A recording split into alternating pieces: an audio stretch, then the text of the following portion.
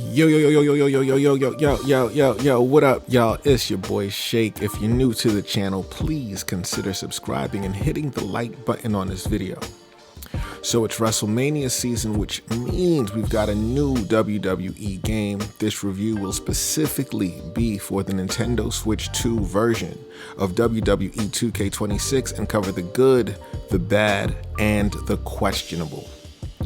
As you all know, I was a stand for WWE 2K25 on Switch 2 as it was easily one of the best ports on the system, especially during the launch window. It played well, was almost feature complete, and still stands as the best implementation of GameShare, including Nintendo's own first-party efforts. So the question is, what makes this year's version any different? Let's jump right into it. From the moment you start the game, there is a noticeable improvement in the visual fidelity. It looks even closer to the PS5 and Xbox Series versions, which I honestly didn't think was possible considering how great 2K25 looks last year. There are visual flourishes that add to the overall aesthetic. You can see the lights on the arena aisles next to seats. The blur effect of the audience that was prevalent in 25 is gone and everything looks overall crispier. While everyone might still be marveling over Resident Evil Requiem and Final Fantasy Intergrade's graphics on Switch 2, this is definitely one of the best looking games on the platform. While the game is a visual stunner, stone cold pun intended, the biggest downside is the performance taking a hit versus last year's version. While the game runs at 60 frames per second, there are many moments where you notice considerable decreases in FPS during camera cuts and close-ups. And before the most recent patch update on Switch 2, the game ran like a sloth the minute you would have more than 5 wrestlers on screen. This is all the more disappointing because WWE 2K25 ran flawlessly on Switch 2.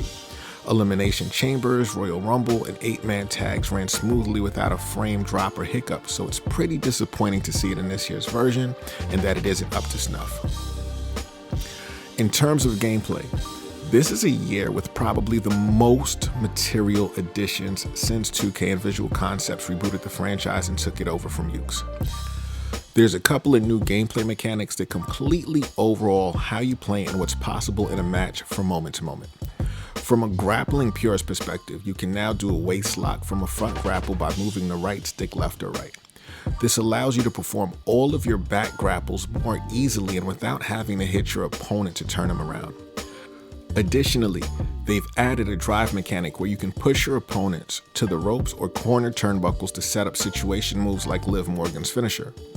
Taking a cue from AEW Fight Forever, they have completely overhauled the interactive entrances, letting you not only mess with the pyro, but choose whether your character is a face or heel and do different taunts while coming to the ring. It's pretty amazing how well implemented it is and enhances the entire experience if that's your thing. Another cool but more subtle addition is the ability to do diving springboards from the corner to the outside.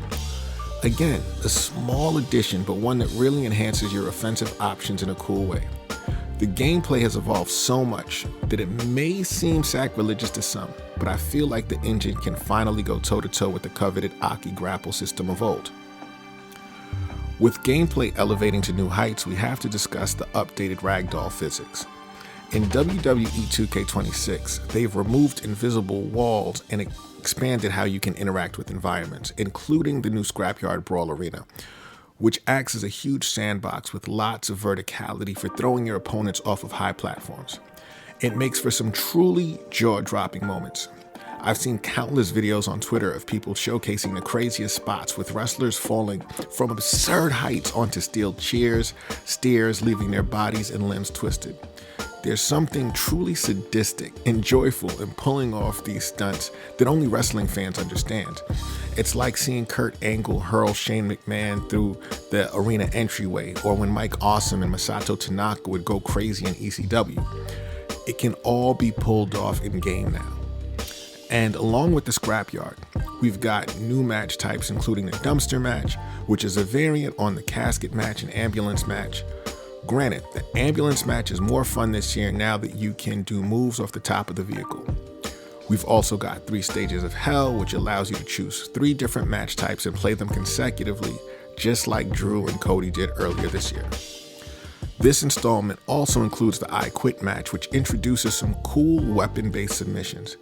After dealing an appropriate amount of damage to your opponent, you press down on the right stick to initiate the count. It essentially becomes a rhythm-based minigame for your opponent to play.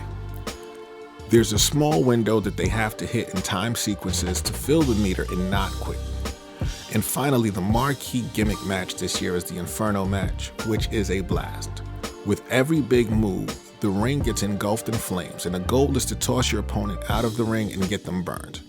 With all of these match types, the game is overflowing with ways to play, recreate classic matches, or just wild the fuck out. Just as with previous iterations, the game has a ton of modes that you could legitimately play for years on end, and I'm not being hyperbolic. Want to be the booker, play GM, and build the best roster, rivalries, all while beating other GMs for ratings. The open world hub, The Island, returns with better presentation, including voice acting and story beats that seem better than last year. It's proving to be promising, although we've only got chapter 1 right now. There's the showcase mode highlighting cover star CM Punk, and you now have the choice between finishing it in the conventional way with video packages, introducing each match, or if you're like me and insane, you can do the 20-man gauntlet to unlock everything. My Rise is back and it tells a new story. If at this point all of this stuff feels exhaustive, it's because it is. There's tons of game modes, and to be honest, too many to play in one video review. However, I will mention Universe mode, which brings an all-new draft system. This mode alone can keep you playing for years as you create your roster, schedule your shows, your PLE, and become the best or worst version of Paul Levesque. It's up to you. Now, let's jump straight into the controversial, starting with My Faction, the deck building game mode that sees you opening packs to build the greatest stable ever. I've been playing the mode hard body since 2K24, and with each year I realize it's simply a money grab for 2K. While they've added a novel and fun new quick swap match that sees you taking your 4 superstar stable and being able to instantly swap between them mid-match, the mode is starting off worse than it ever has. I'll call it what it is: predatory. The game has been out for a week and a half, and they've launched with 3 card sets: Shockwave, Momentum, and Legends. As I'm reviewing this, the live event section features 3 matches that unlock new Persona cards. When unlocked, you can use these cards or these characters across all game modes. There's Masked Dominic Mysterio from 2023, there's Jean-Paul Levesque, Triple H's old WCW gimmick, and there's the coveted Brock Lesnar 01. We're talking OVW Shooting Star Brock. I'm here to regrettably tell you that I've invested over 100 hours in this game, mostly in My Faction, trying to get as many packs as possible. I've exhausted all 164,000 VC that was given with my purchase of the Monday Night Wars edition, and guess what? I still couldn't unlock any of the personas.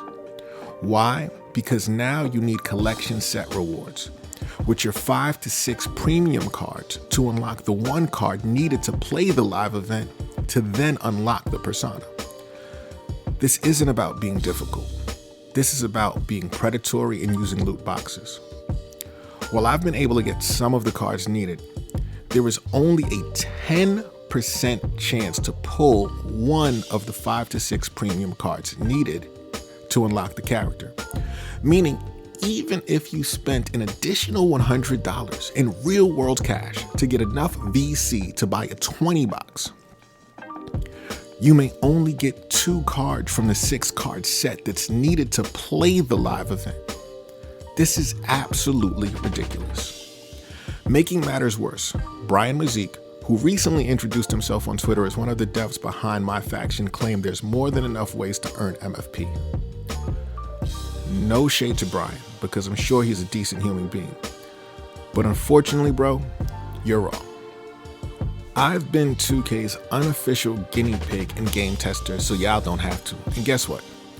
I've played every live event, almost completed all of World Tour, and beat all the weekly towers. and it still took me spending money on VC to get the cards needed for the Persona events. A 10% pull chance is bad enough, but needing 5 to 6 cards for a limited time event is the type of audacity that says we don't respect our fan base. If this is a new precedent being set by 2K and my faction, I think the mode is dead on arrival.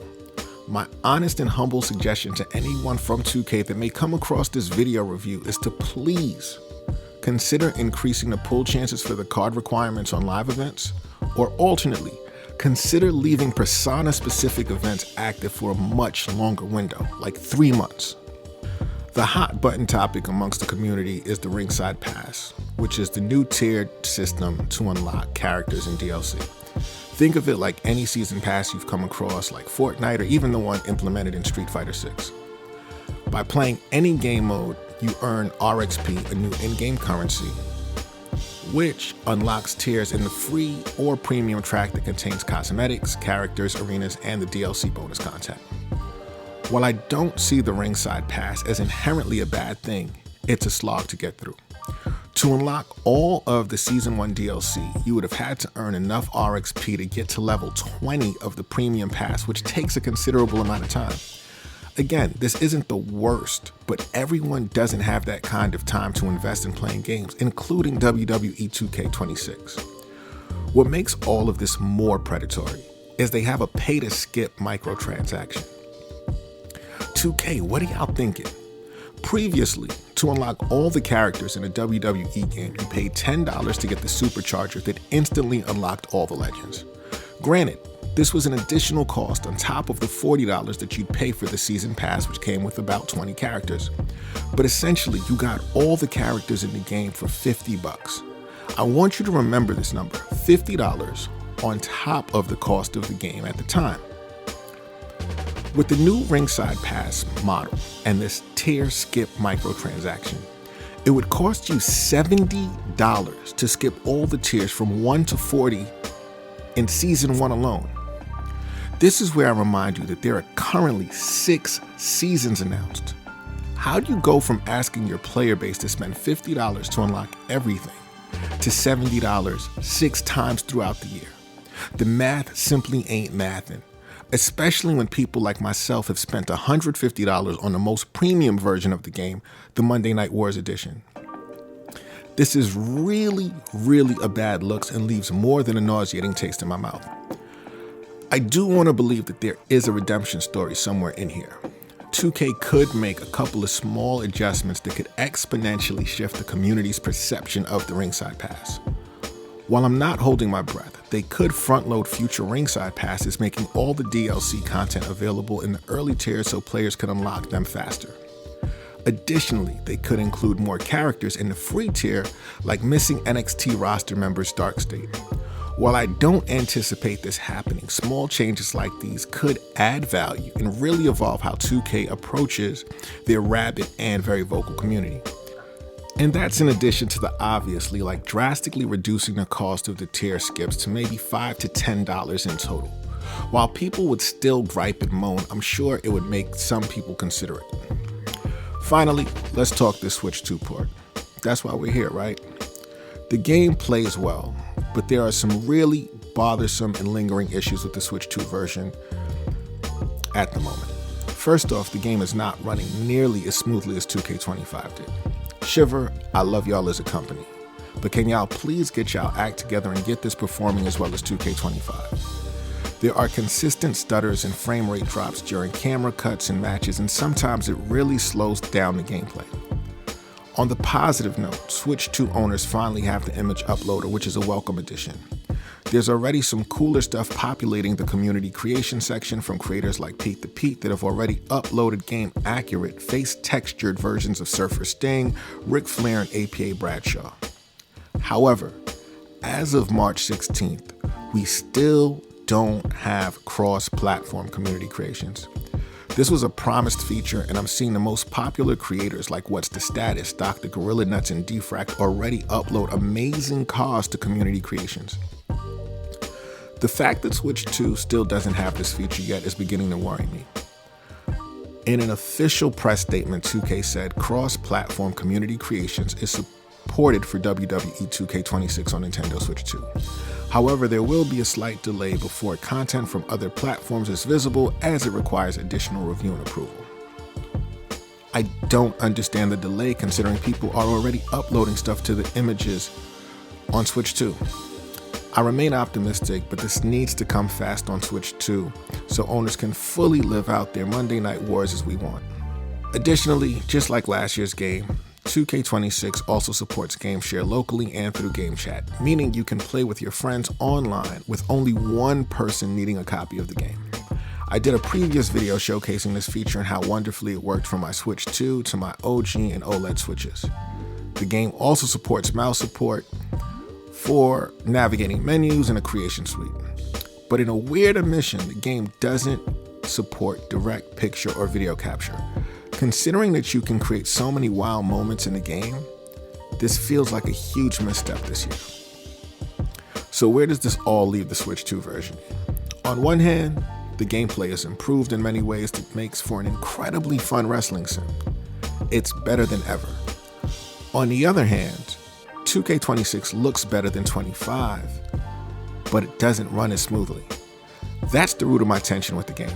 I'm having fun, but I'm still waiting for it to live up to its full potential. Potential established by its predecessor WWE 2K25 that was released in July. If I had to make an analogy for WWE 2K26, it's like rapper Nas's first two albums. 2K25 on Switch 2 was like Illmatic, a bona fide masterpiece. It simply did everything right out the gate with minimal critique. It stood toe-to-toe with the biggest and best launch titles on the system, including Street Fighter VI and Cyberpunk, even if it went under the radar. Now we have WWE 2K26, which is analogous to It Was Written, Nas's sophomore album that was more commercially successful and introduced him to a wider audience. Yes, it had hits like If I Rule the World and established him as one of New York's kings, but real hip-hop heads knew Illmatic was a tighter and more fundamentally dense album. WWE 2K26 will probably sell more on Switch 2 since it launched day and date with the other versions and has the benefit of the full marketing blitz of 2K, but it's missing the magic of what it got right the first time. My hope is that 2K and Shiver Entertainment can iron out the performance kinks, get cross-platform community creations up and running, and figure out a healthy balance of innovation in the Ringside Pass while minimizing predatory practices. Last year, I gave the game a 9 out of 10 on Switch 2, highlighting that it was a pleasant surprise on the system, and I even questioned if it was the best port on the system at the time. Although WWE 2K26 offers up improved visuals, new gameplay enhancements, and the much-needed image uploader, there's still too much to be fixed as it stands right now. This is further punctuated by the predatory nature of the Ringside Pass in my faction, which are genuinely disheartening. So I'm giving the Switch 2 version of WWE 2K26 an 8 out of 10. In the event that all the aforementioned issues get resolved, I'd rate it considerably higher. Problem is, that's still to be determined. If you rock with your boy and you like this review, please consider liking this video, subscribing to the channel, and leaving a comment. Let me know if you're playing WWE 2K26 on Switch 2 and how you're feeling about it. As always, y'all, I appreciate the love. I appreciate the feedback. I appreciate y'all rocking out with me. Peace.